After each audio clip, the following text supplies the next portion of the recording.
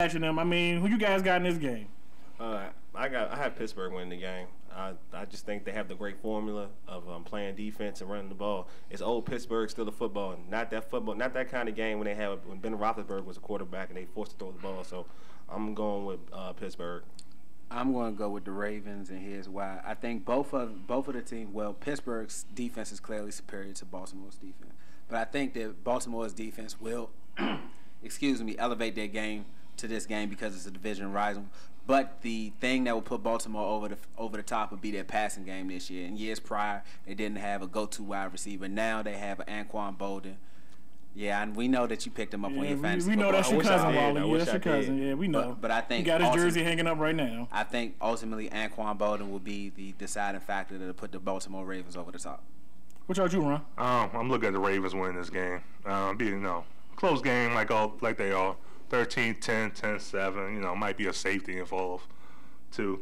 But I just think Pittsburgh hasn't played a real tough defense, and they know each other so well that it will be no surprises.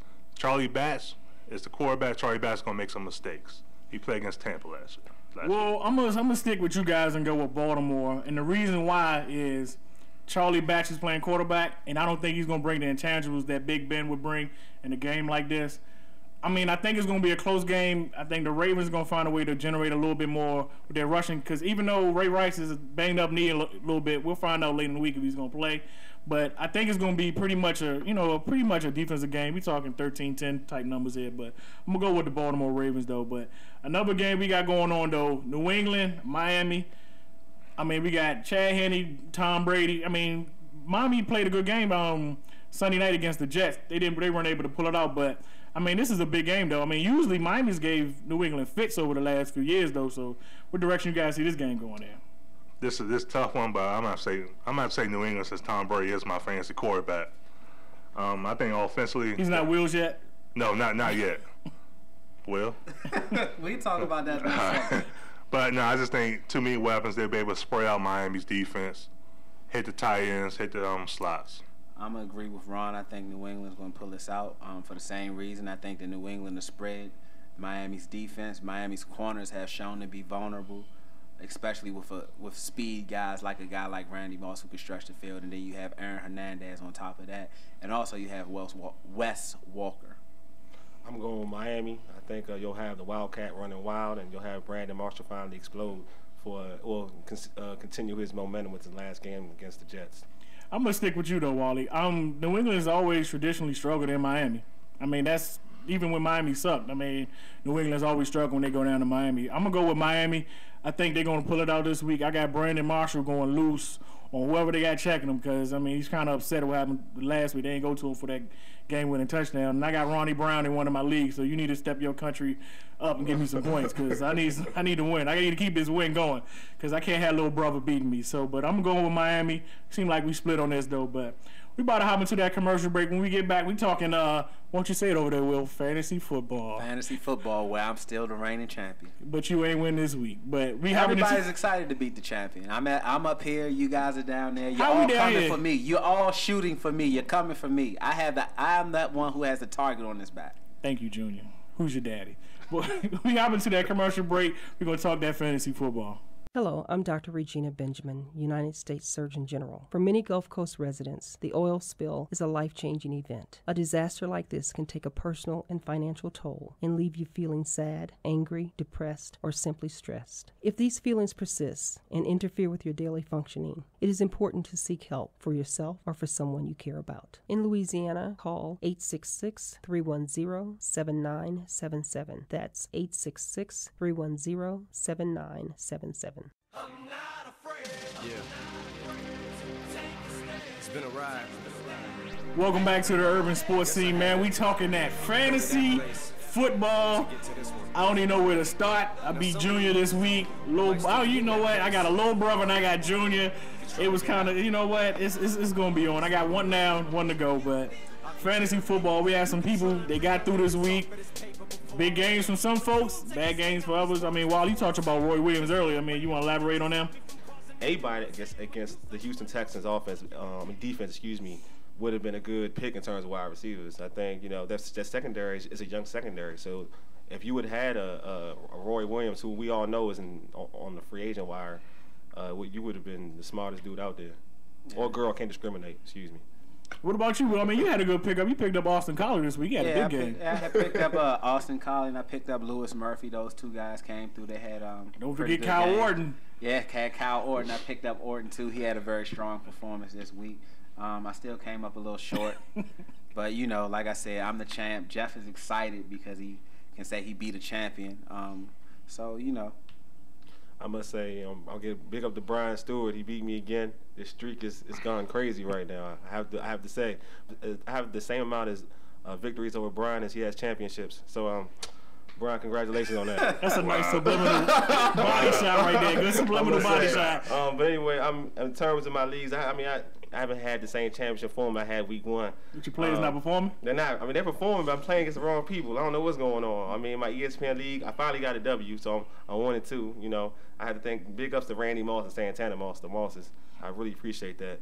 And in my NFL league, I lost to Fish. You'll think this is pretty funny. You know, owing them Dallas Cowboys. Yeah, I lost. It wasn't our boy Cowboy Blue. Nah, Cowboy Blue. It was I lost 94-113. It's just, you know, I'm just not playing the right people. I mean, how'd you guys do over here? I know y'all been talking about some Tom Brady. I mean, what y'all gonna do about that? Collie, Austin. And what else? I mean, what for Tom Brady? Oh, that's all you want is Austin Collie. You want Miles Austin. Miles Austin. And you want Collie. Collie for Tom Brady. That's it? I mean, you know, I'll take that in consideration. You know, I'll get back to you by the end of the show. I think that's something we possibly could do. Well, I mean, we'll talk about it because right now I see, as far as me making a next step, I need that star wide receiver, somebody who's also constantly getting targets. So who you trying to get for him again? Sorry, I wasn't paying attention. Miles Austin and Collie. So you trying to get a Cowboy? Man, yes, a Skins fan trying to get a Cowboy. Let's go to the next segment. I'm sick of this. But nah, how'd you do in your other leagues though, Will? I lost to you. It ain't nothing new. It's okay. You know, I won in one of my other money leagues. I'm 3-0 in that league, and I lost in my other league. So I finished 1-2 this week. I plan on rebounding and defending my crown and dominating like I usually do in fantasy football. That's the perfect line of people who lose. You know, you're getting back onto the bandwagon. We're gonna hit the gym. We're gonna lift it. No, it doesn't help to get you a win, but it's okay. How about you, Ron? What'd you do in your leagues? I play in 3 leagues. Finished 2-1. My only loss was to Harold Jew. Very disappointing. I mean, he had. You lost to a born loser. Yes. Dang. Yes. Man, he's been winning in this league. He's been winning. Well, he's undefeated, right? Yeah, Harold's undefeated. Anquan Bolden had the big game. That's where he hurt me. You know, I lost to him probably about 14 points, but you know, I made a mistake. I played Eddie Royal instead of Malcolm Floyd. Should have played Eddie Long. But I mean, once I'm hopefully Jimmy Ray being fired in San Fran will help Frank Gore out get more touches, more points. I want to say one thing. Big ups to Blizzard in my Yahoo league. He gave me another loss, put me to 0-3. So big up Blizzard. Thank you. I appreciate that. Man, I felt like a pimp this weekend in my fantasy leagues because I played 2 women and they had to get that Ike Turner boy. They had to get that Ike Turner boy. They had to catch the males. So Niecy and Team Rachel, don't feel bad that Big Daddy had won. Don't feel bad at all. But we got next week coming up. It's a new week for games, new weeks for players. I mean, who you guys gonna be looking out for this week? In terms of an individual, I think you should play Braylon Edwards. I think he against Buffalo. I believe he's playing against Buffalo. I think the secondary is kind of weak, and I think he's already had 2 touchdowns in his last 2 games. So I think he's on a nice little streak, and he looks like he's playing with that confidence. And also, Ron, you said Malcolm Floyd. I think that'd be a big play this week too as well. Yeah, he's definitely gonna play. For my team, I'm gonna say Frank Gore. I think Mike Johnson, new offensive coordinator in San Fran, is really gonna make an emphasis to help out Alex Smith and turn up the running game, short passes and running games. Besides that, me personally, I'm going to throw out a sleeper out there. I'm pretty sure he's on the waiver wire somewhere. Devery Henderson.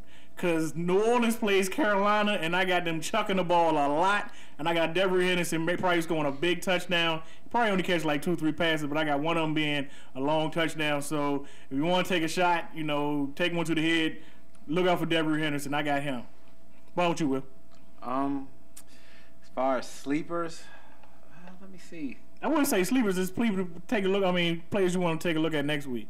For this play. Who played this week? Who played this week? A guy that I think is going to have a rebound week is Vernon Davis. I think that with like you said, with Jimmy Ray being out as an offensive coordinator in San Francisco, they'll try to feature Vernon Davis a lot. And we all know that Alex Smith's favorite target is Vernon Davis, especially down in the red zone. So I think Vernon Davis would be a very strong play this week. So you always got players you want to play, and then you got some Bama's you do not want to play. Who you guys think should not just be playing this week, though? For me, I would play Rashad